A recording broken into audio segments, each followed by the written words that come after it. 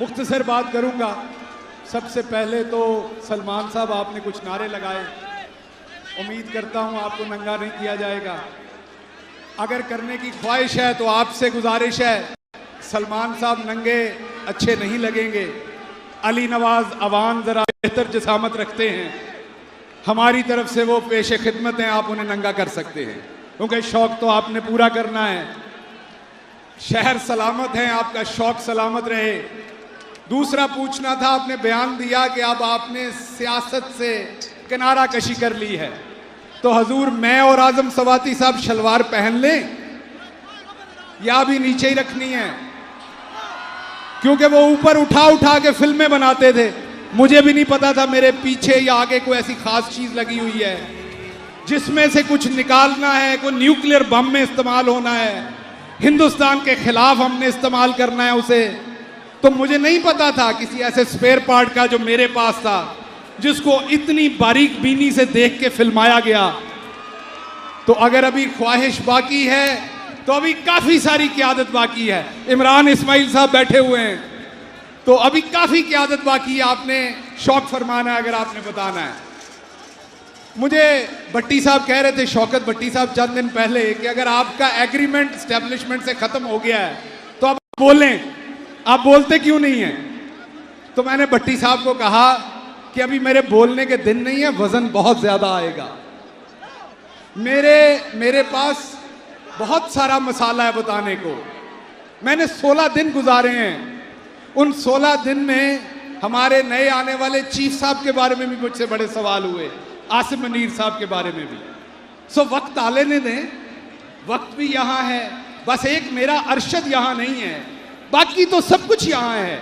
वक्त भी यहाँ है, हम भी यहाँ हैं, आप भी यहाँ हैं। जट्टां ते वैसे भी रिवाज है अगलियां नस्लों को भी बदला लैण दा, इसलिए सब कुछ इत्थे ही है। सो इसलिए बात करूंगा। अभी मुझे यहाँ पर बात की गई जनरल फैसल साहब पे, मैं नहीं मानता कि उनका इतना कसूर है। वो तो किसी से मिलेंगे, वो भी डायरी में लिखेंगे कि मैं फलां पॉलिटिकल आदमी से मिला हूं। ये कैसे मुमकिन है कि बाजवा साहब के अहकामात के बगैर वो मुझे और आजम सवाती को नंगा करें? ये कैसे मुमकिन है कि उनके अहकामात के बगैर एक मेजर जनरल रैंक का बंदा कुछ करे? इसलिए अभी क्योंकि आपके जिस्म पे वो वर्दी है जिसका हम बड़ा एहतराम करते हैं।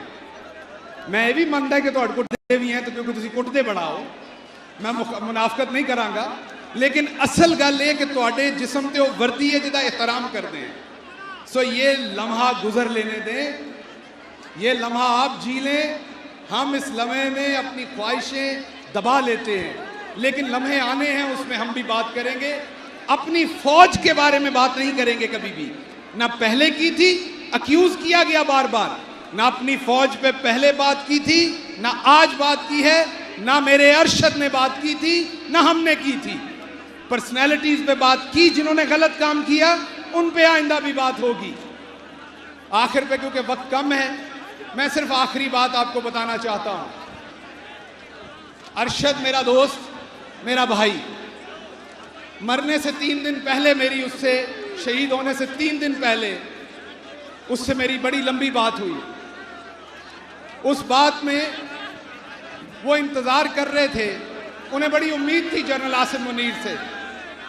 मुझे उन्होंने खुद बताया कि चांसेस हैं या जनरल आसिम मुनीर आएंगे या जनरल साहिर आएंगे। ये दोनों आए, ये हमें इंसाफ देंगे। ये दोनों आए, पाकिस्तान में सुकून होगा। ये दोनों आए, पाकिस्तान में लॉ और सियासत और डेमोक्रेसी का बोलबाला होगा। आसिम मुनीर साहब आप आ चुके हैं। अरशद शरीफ की आवाज बंद की जा चुकी है, उसे आपसे 1 सेकंड सर, ठीक, उन्हें आपसे बड़ी उम्मीदें हैं। सो मेरी आपसे रिक्वेस्ट है कि आपने उन्हें इंसाफ फराहम करना है। अगर कोई गलत अक्यूज हुआ है तो बिल्कुल वो बरी हो जाए, सही अक्यूज हुआ है तो उसे सजा मिले। मैं इसके साथ ही आप सबसे इजाज़त चाहूँगा। आपको कप्तान का साथ देना है पाकिस्तान की हकीकी आज़ादी के लिए। अगर आप आज नहीं निकलेंगे तो आने वाली जो हमारी नस्लें हैं वो गुलाम रहेंगी, या अगयार की या यहाँ पर और आज़ादी आपको घर बैठ के नहीं मिलनी, उसके लिए कीमत देनी पड़नी है, शायद उसके लिए आपको नंगा भी होना पड़े।